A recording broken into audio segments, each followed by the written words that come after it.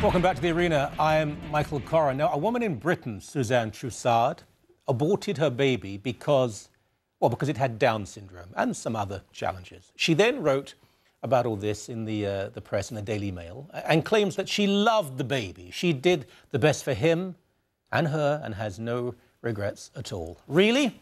I think we should debate this issue. Rachel Siegel is from Sun News, used to be one of my producers some time ago. She's gone on to much better things.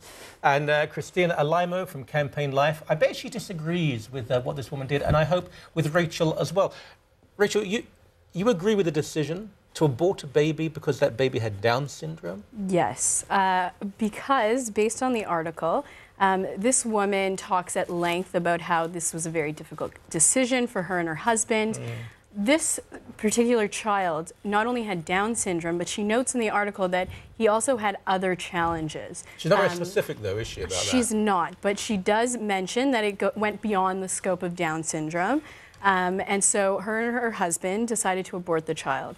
And I would agree that in situations where a child does have possible challenges once they are born, that this is really up to the parents and the situation that the parents are in. So if these parents felt they were able to handle having a child with severe disabilities and Down syndrome, that's up to the parents and whether or not they want to abort that child. What would you say to a Down syndrome person watching right now?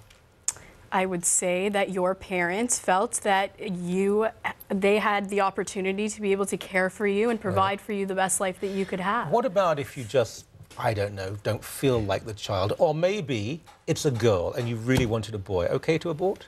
No, I think Why? that What's the difference? in pregnancy, obviously, the end goal is to bring the baby to term, but there has to be exceptions. Why? Gender, I believe, is not an exception to that rule. But that's subjective. I mean, what is the objective rule or regulation to decide and define when you can kill the baby and when you can't? It's about quality of life. So if the quality of life of the child is jeopardized, if the quality of life of the parent or other children of those parents, those would be exceptions to that. All right. I have to say, I know quite a few people with Down syndrome children, 2 or 3, actually 4 or 5, and the siblings of those children tend to be wonderful young people because they have to work with someone who does have some challenges. Yeah. But anyway, over to you. What do you think?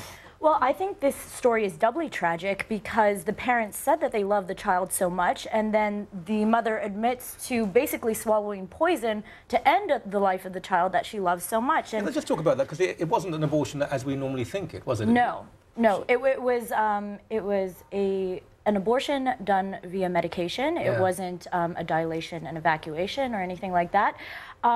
But she basically, you know, it's tragic because she poisoned the child, and then she said it came out and she looked at it and it had a button nose and all of these kinds of things, and that makes it tragic. But I know Rachel mentioned quality of life. Now that's a very subjective terminology, because I think what we're doing here is we're imposing what we believe to be a good quality of life and saying, well, if a person doesn't match up to those standards, that we believe that they shouldn't have life in general, and that anything else is a bad quality of life, which is definitely what we're seeing. And so it's kind of an antithesis, because I would think that if I love this child, I would want to spend every single moment possible with that child, take it to term, have it, you know, die lovingly in my arms instead of poisoning it and having, you know, all of this grief surrounding it. So it's kind of a mystery to me. It seems to me, whatever we think about the act itself, this woman is troubled. Yes. Neurotic, pain in the backside, annoying, irritating,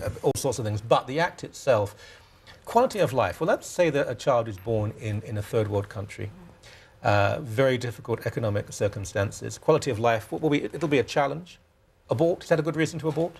No, I mean, again, quality of life should be defined by the parents. So whether or not the parents feel that they can provide for that child a quality of life, you talk about socioeconomic issues. For example, if I had socioeconomic issues and then was put in a position where I found out that my child was going to have Down syndrome, I have to decide whether or not I'm able to provide for their special challenges. This is in the UK, very much like Canada, very civilized system. This is a wealthy woman. These people have money. So this child would have had the best of care. But if we focus it all on the parent, the part of the equation where the power will rest. They have the power. They can do what they want. Aren't we really saying that the people who have authority and power can do what they want with the powerless and those who lack it?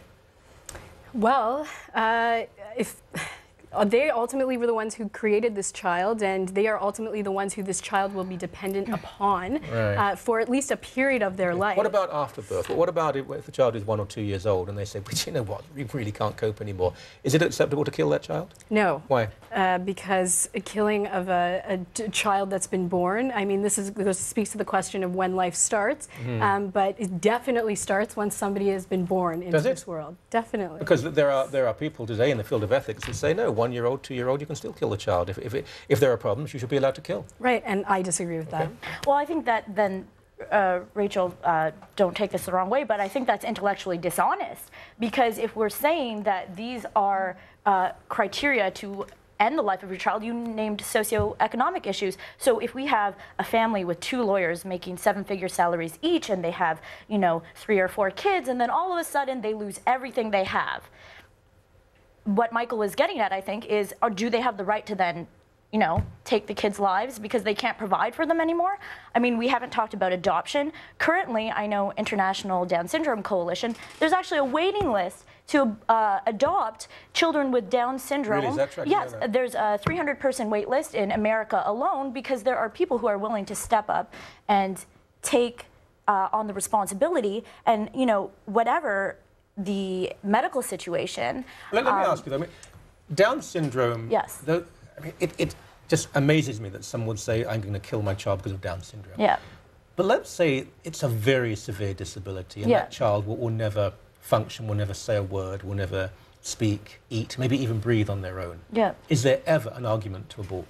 I would say no, because especially with science the way it is today, we don't want to eliminate people, we want to eliminate problems. So I think doctors very often would recommend an abortion as an alternative to, let's say, beginning of life palliative care, spending time with the children. Oftentimes there are misdiagnoses, and ironically enough, Down syndrome is one of the diseases that is most often misdiagnosed. So whether it's a fatal fetal anomaly or not, there are other options. All right, last word to you. I would agree that we want to deal with problems, but in this day and age, really, we're dealing with situations where children are having severe disabilities, and that quality of life should be left up to the parents. I'll end with this. My niece is quite profoundly autistic, and when my sister, who's not really very political or religious, but when she went to see her doctor, and it was a late pregnancy, and the doctor said, I strongly recommend a termination. And my sister, how shall I put this? She told him to go forth and multiply. But she used a more Anglo-Saxon, briefer way to say it, and her child is the most wonderful little human being. But anyway, I'm just a referee. I have no opinions at all. Thank you very much indeed. You're welcome.